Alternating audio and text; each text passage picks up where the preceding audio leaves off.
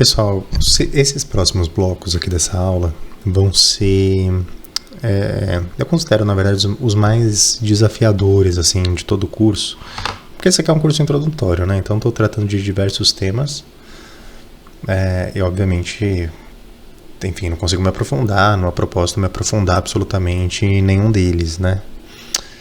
Agora sim, dar uma visão geral, por exemplo, do Herói de Mil Faces, do Campbell, é uma tarefa que é possível fazer, né? A gente fez isso na primeira aula, acho que eu consegui apresentar um bom panorama das ideias centrais dele. Óbvio que, enfim, não chega nem perto de substituir a leitura do livro, mas acho que dá para dar um panorama em geral. Com Jung, acho que deu para fazer uma coisa parecida, principalmente porque não só falei um pouco da teoria dele, mas eu falei dos pontos críticos, falhos do pensamento do Jung, e isso ajuda a compreender melhor a própria teoria. E então acho que acabou dando para ter uma noção boa, tá? Do pensamento junguiano e da abordagem que ele tem em relação aos símbolos e das limitações. Quando eu fiz as críticas, né, na última aula, que as críticas que o tradicionalismo faz ao próprio Jung, né, e as denúncias que ele faz sobre essa perda do sentido maior do simbolismo tradicional, acho que também foi uma aula, embora densa, né, embora, enfim, muitos outros caminhos fossem possíveis, muitos outros pensadores poderiam ser citados e tal, mas também acho que deu para dar uma ideia geral, assim, passar a mensagem central. Agora, quando a gente trata, né, é o que eu pretendo fazer aqui, de apresentar a visão de simbolismo na perspectiva tradicional, eu preciso necessariamente fazer recortes muito, muito claros, assim, muito fortes, deixar muita coisa de lado. Eu vou explicar, mas vou explicar para vocês por que isso acontece. Se a gente pega, falar de novo do livro do Campbell. Se a gente pega o livro do Campbell, O Herói de Mil Faces, é um livro que tem começo, meio e fim, é um livro estruturado, tá? Se a gente pega a obra do Jung, beleza, é uma obra muito menos estruturada, muito volumosa, mas ele tem algumas ideias básicas lá. Ele vai falar do self, ânimos, ânima, persona, sombra, tá? Isso orienta o raciocínio, tá?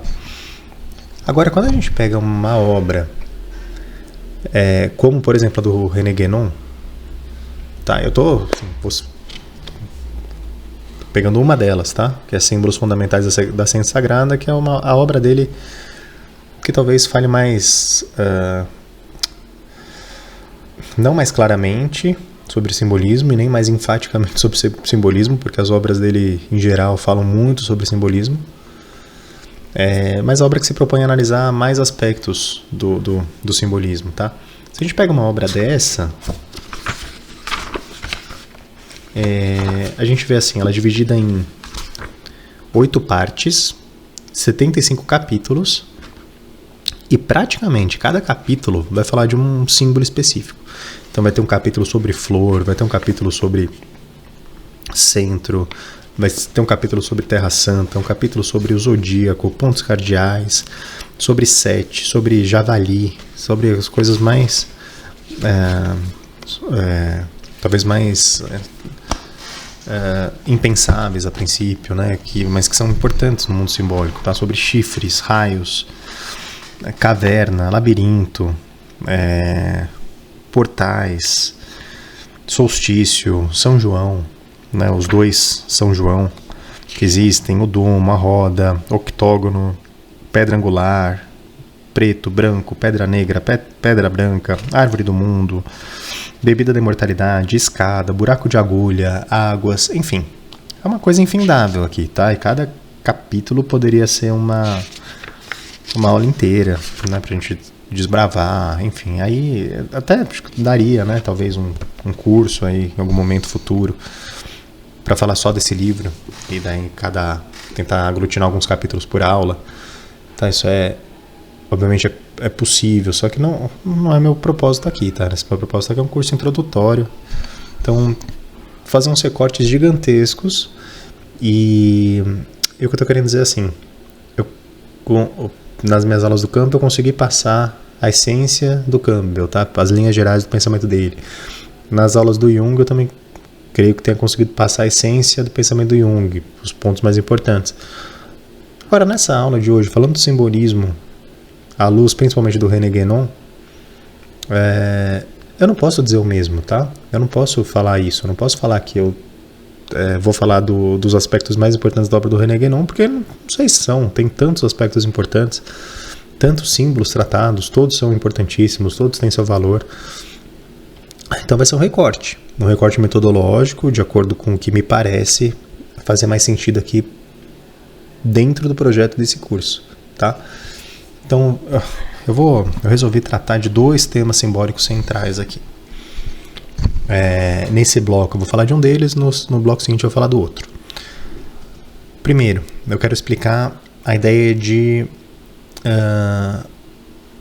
começo e fim da jornada humana, tá? O que os símbolos dizem sobre isso? Tá? O que significa o início se dá num jardim, né? O jardim do Éden, ali que são criados Adão e Eva, né? E depois vem a queda e tal. E o final, na perspectiva cristã, e o Guénon adota isso muitas vezes, essa imagem simbólica, o final, nessa perspectiva, não é mais um jardim, mas é uma cidade, é a Jerusalém Celeste, a Nova Jerusalém. Tá, então, o que significa isso? O que é um jardim? O que é a cidade no final da jornada? É isso que eu vou tratar agora nesse bloco.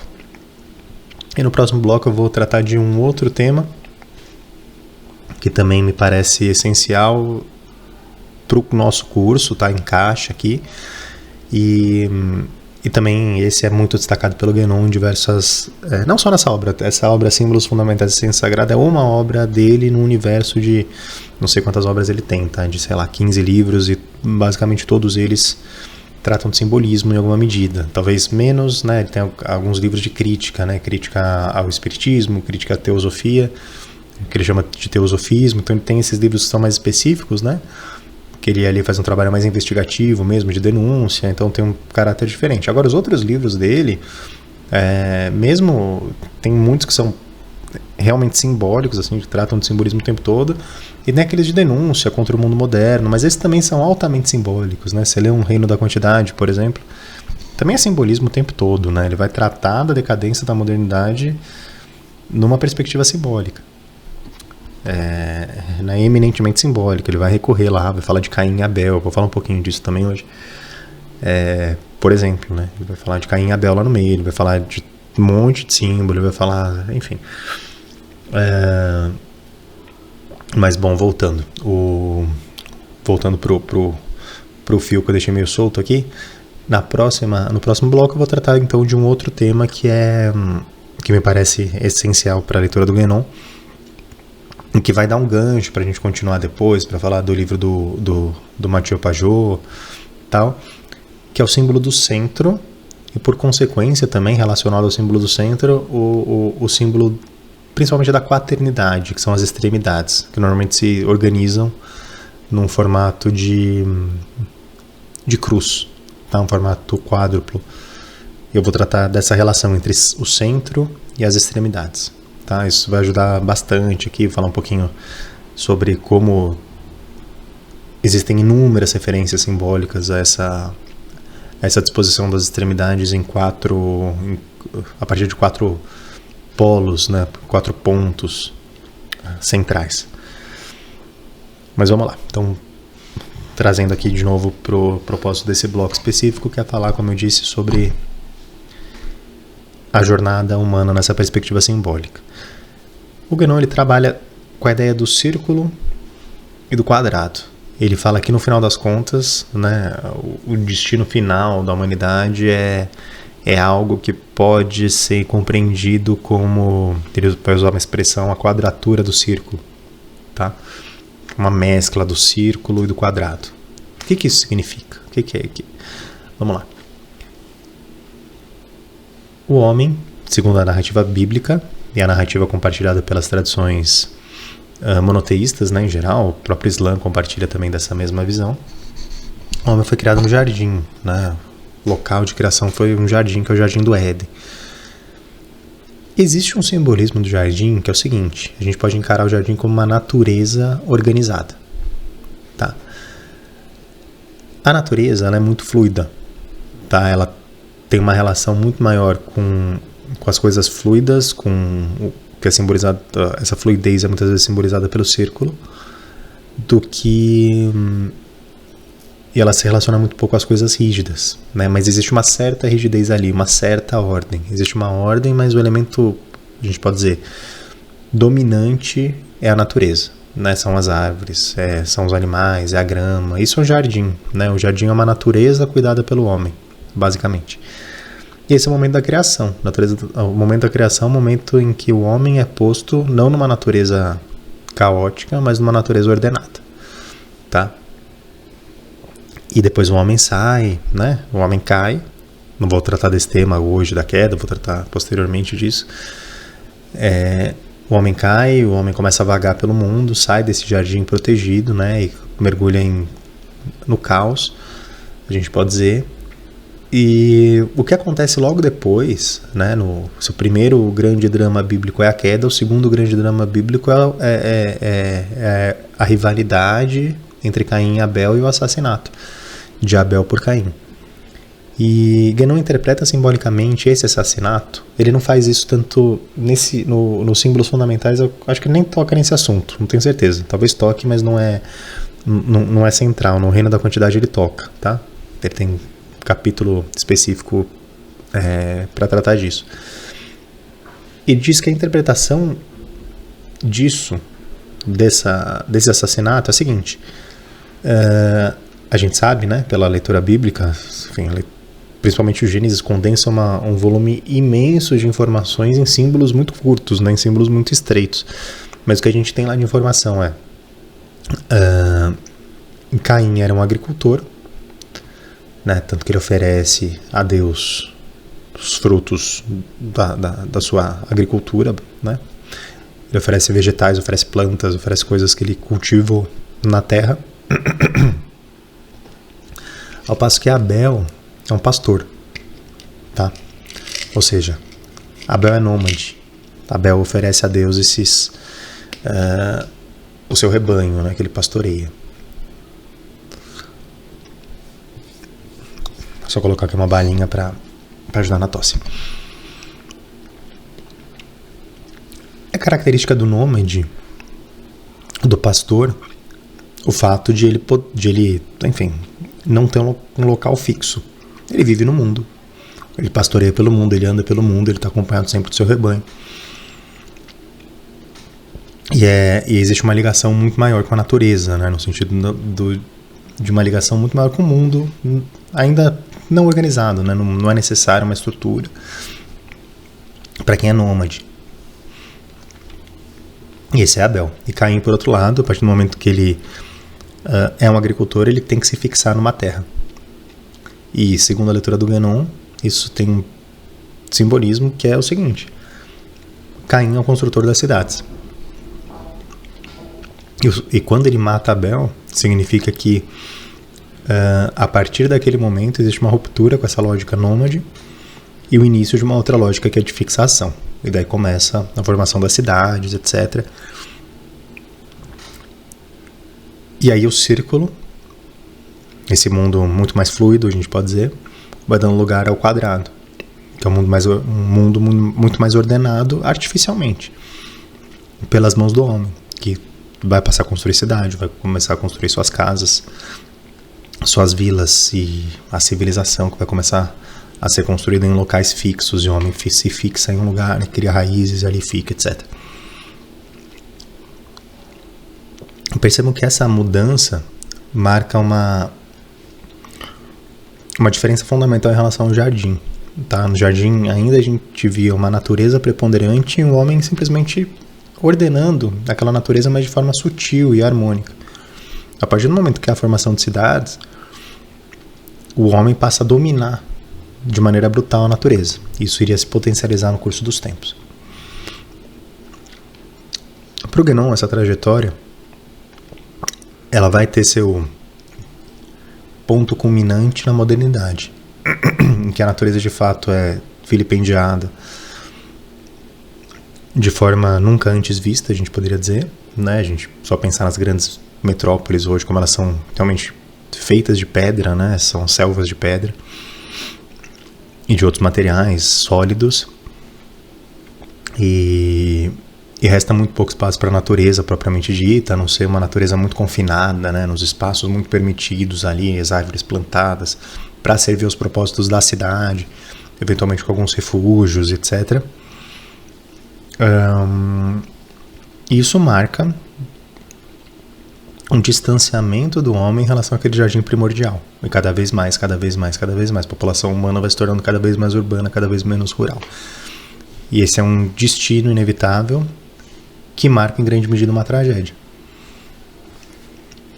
Agora, existe um ponto muito curioso nessa grande jornada humana, que é justamente aquele que eu já mencionei. No final dos tempos, a Nova Jerusalém ela não é mais uma cidade. Desculpa, a Nova Jerusalém ela não é mais um jardim, ela é uma cidade. Ou seja, justamente a cidade que parecia ser um destino ou um caminho de afastamento do homem em relação a Deus se torna, no final das contas, a própria concretização do desejo último de Deus. Então a gente pode dizer que toda a construção humana, ela no final das contas tinha de fato um valor nesse grande, essa grande jornada universal. Ela não é por acaso, tá? Ela não é por acaso, ela tem seu ponto. Então a razão humana tem seu lugar, o ser humano tem seu lugar. O ser humano como a gente conhece de fato, o ser humano que age sobre o mundo, que domina o mundo, que transforma o mundo, ele tem seu lugar. Ainda que os caminhos tenham sido muito estranhos e muito ruins, em larga medida, mas ainda assim, isso fazia parte do grande plano. Agora, Nova Jerusalém, ao mesmo tempo que ela é uma cidade, ela não é uma cidade qualquer. Ela não é uma cidade como as cidades humanas, que de fato são, em grande medida, destruidoras da obra divina. A gente pode pensar num exemplo muito claro. As cidades tradicionais, medievais, elas são construídas ao redor de um local religioso que se torna o centro, tá? Isso aqui tem a ver com o simbolismo do centro, sobre o qual eu vou falar a seguir. Mas as cidades, elas são construídas tradicionalmente ao redor de um centro religioso, um edifício religioso, uma igreja, por exemplo. Isso a gente ainda vê em muitas cidades, né? Até hoje isso continua. Agora, as cidades modernas cada vez menos seguem essa lógica. E no centro, o que passa a ocupar lugar são outras coisas que não tem nada a ver com se é que tem um centro, né? As cidades às vezes nem tem centro, tem vários centros, a própria ideia de centro se perde. E a religião é relegada cada vez mais a planos secundários, né? No final das contas, o centro da cidade acaba sendo um centro financeiro, um centro de poder, um centro de ambição, de cobiça, o exato oposto de uma cidade tradicional. E na Nova Jerusalém, pelo contrário, é o próprio Jesus Cristo que se inscreve, né, que é colocado ao centro da cidade. Ou seja, a cidade toda ela é ordenada em direção a Deus. E essa é a mudança fundamental, né? Depois de toda essa jornada, o que o homem descobre, o que Deus mostra ao homem, no final de tudo, é que a cidade ela faz muito sentido, né? As construções humanas, o que o homem é capaz de fazer, pelas suas potências mesmo, elas são muito bem-vindas.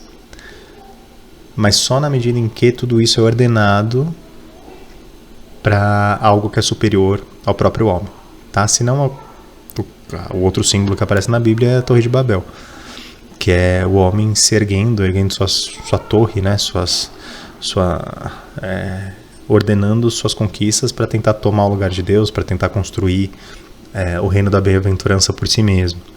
E nesse percurso, o que fica sugerido pela imagem da Jerusalém Celeste, pela Nova Jerusalém, é que os esforços do homem, eles fazem sentido, eles são bem-vindos sim, mas apenas na medida em que eles são postos a serviço de Deus, postos a serviço do reino do Espírito, postos a serviço de algo que é maior do que o próprio homem. Isso é muito bonito, né? Parece que essa ideia é muito bonita porque revela uma outra realidade simbólica essencial, que é a realidade da união das dualidades, tá? A gente tem muitas vezes a tendência de imaginar que a jornada religiosa é uma jornada de afastamento absoluto do mundo, esse tipo de coisa. E de fato às vezes para algumas pessoas e de fato existe uma beleza inigualável na vocação monástica, por exemplo, que leva o homem ao reino espiritual, né? Isso é bonito, isso faz parte de todas as tradições religiosas, tá? E talvez seja de fato a vocação mais elevada do ser humano. Agora, a humanidade em seu todo, ela traz em si um chamado que deve incluir, jamais pode negligenciar essa vocação monástica, espiritual, mas ele inclui também o trabalho real sobre o mundo, isso, modificação das coisas do mundo. E o homem também é chamado a isso. Então, embora haja espaço para a vocação monástica, por exemplo, me parece que há muito pouco espaço para uma visão religiosa simplória que sugere que a única saída é a fuga, né? Que a única saída é deixar de lado as ações em relação ao mundo e se afastar e viver nas montanhas e correr e sair, deixar que o mundo siga seu curso, como se a vida religiosa não tivesse nada a ver com as grandes cidades. Pelo contrário, esse chamado fundamental, de acordo com essa ideia da quadratura do círculo, é justamente que a missão fundamental do homem é harmonizar o seu chamado a construir grandes cidades, a modificar de fato o mundo, de acordo com as suas possibilidades, mas ao mesmo tempo ordenar essas suas capacidades enormes, magníficas de modificar o mundo a algo que transcende um homem infinitamente. E o simbolismo, em última análise, parece apontar para isso, para essa união dos dois polos, para a Nova Jerusalém não deixa de ser uma imagem de um casamento místico. O casamento entre a cidade, construída pelo homem, e a ordenação dessa cidade por Deus, né? Por Jesus Cristo ao centro da cidade, que se torna o centro fundamental em torno do qual as coisas são construídas, né? As coisas devem ser construídas a partir de um centro e não a partir de nada, né? Quando as coisas são construídas a partir de nada, a gente tem a cidade realmente como antro de perdição, porque as margens tomam o lugar do centro, né? E existe também um simbolismo relativo a isso. A gente vai falar disso também ao longo do curso, principalmente nos momentos finais, nos trechos finais. Quando as margens tomam o lugar do centro, significa que não existe centro, significa que a gente está perdido, significa que a gente vai tentar atribuir arbitrariamente os sentidos de acordo com a nossa própria cabeça, nossa própria vontade, nosso próprio desejo, no final das contas, né? Nosso próprio prazer, né? O que vai restar aí é o hedonismo. Me parece que C.S. Lewis é um autor que trata disso muito bem. Agora, quando toda essa potência humana, essa potência que é sim racional, que é sim científica, quando tudo isso, essa potência que se mostrou capaz de construir cidades magníficas, quando essa potência é posta a serviço de Deus, aí sim a gente tem a concretização plena desse casamento místico entre o humano e o divino. E aí fica estabelecido, né, no cristianismo isso é muito claro, e também me parece que isso é presente em outras religiões, mesmo orientais, que muitas vezes são muito mal compreendidos, mas no cristianismo isso é muito claro.